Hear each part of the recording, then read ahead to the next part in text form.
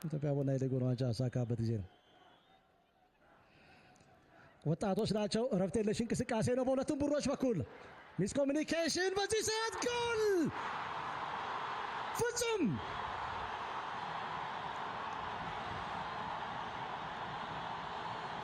ቅዱስ ጊዮርጊስን ያለዚህ ተጫዋች ማሰብ አይቻልም። በዚህ ሰዓት ፍጹም ጥላሁን ቅዱስ ጊዮርጊስን መሪ ያደረገች ልዩነት ፈጣሪ ጎል አስቆጥሯል።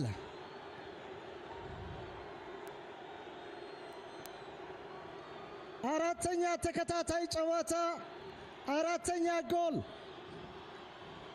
ለፍጹም ጥላሁን። በአመቱ የቄራው ኮከብ ያስቆጠረው የጎል መጠን 6 አድርሷል። እነዚህ ሁሉ ጎሎች ማርክ ከደርቢ ቀን ጎል የሚበልጡ አይመስልኝም። ለፍጹም ትልቅ ደስታ ነው። አሰልጣኝ ሳምሶን ቡድናቸው ሞር በተለይ በቀኝ ሳይድ ፑሽ እያደረገ ባለበት ሳን ጎል ያስተናገደው ቅዱስ ጊዮርጊስ በተመሳሳይ ለመውሰድ አንድ ጎል በቂ ላይሆን ይችላል። ማርክ አይበልጥ ጨዋታውን ለመግደል ከዚህ በላይ አፒታይት የሚያስፈልግ ይመስለኛል ቅዱስ ጊዮርጊስ። አዳማ ከነማ ላይ ከዚህ ቦታ ላይ በቅጣት ምት የማሸነፊያ ጎል አስቆጥሯል። በኢትዮጵያ ዋንጫ እዚሁ ሜዳ ላይ አቡበከር አዳሙ የመጨረሻ ጎል ማግባት ሙከራ ይሆናል ተብሎ ይጠበቃል። በዚህ ሰዓት ምናልባት ኢትዮጵያ ብዙ ጥሩ ዕድል አግኝቷል። ኦኬ ጁል ጎል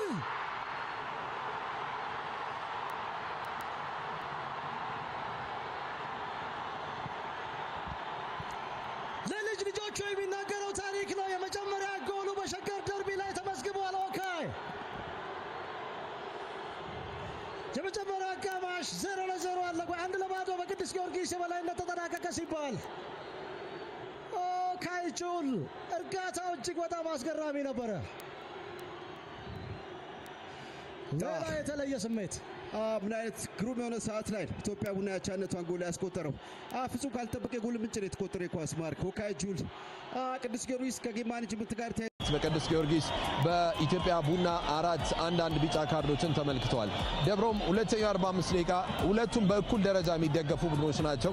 አሻሽለው ራሳቸውን ለውጥ ለመፍጠር ምን ማድረግ አለባቸው ብለታም ምን አይነት አጋጣሚ ነው። አስቀድሞ ዳላንድ እንቅስቃሴውን ለማስጀመር በሞከረበት ሰዓት ሀብታሙ ያስቀረው ኳስ ነው ድጋሜ ሄዶ የገባው ማርክ ሌላ ረጅም ኳስ አሁንም ከራሚኬል ጀምስ የመጀመሪያውን ኳስ አቡበከር አሸነፈ። በሁለቱ ተከላካዮች ማለት ቢኒያም ሾልኮ የወጣው በቀላሉ ነው ጎሉን ያስቆጠረው። ተመልከት የፉአድ ይቅርታ ጥሩ ኳስ ነው ያሻገረው።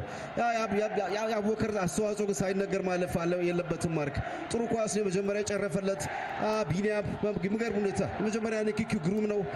አጨራረሱ ደግሞ ሌላ በጣም 3-4 ንክኪ ነው። ማርክ ከግብ ጠባቂ ዳንኤል ተነሳ፣ ፉአድ አሻማው፣ አቡበከር በጭቅላቱ ጨረፈው፣ ቢኒያም ጨረሰ።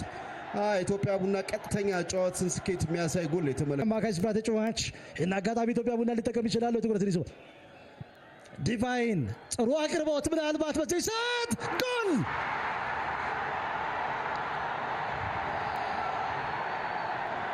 ምን ብቻ ያጨቀው ሰው ለፊናጎራ ባዳሾራ ተመክተው ሰው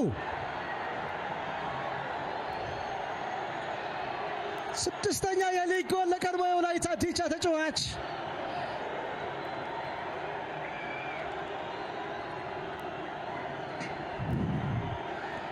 ኢትዮጵያ ቡና በጣም ኤሶስ ነጥብ ለመውሰድ በጣም ወሳኝ ጎል ያስቆጠሩት ያነሳ ነበር።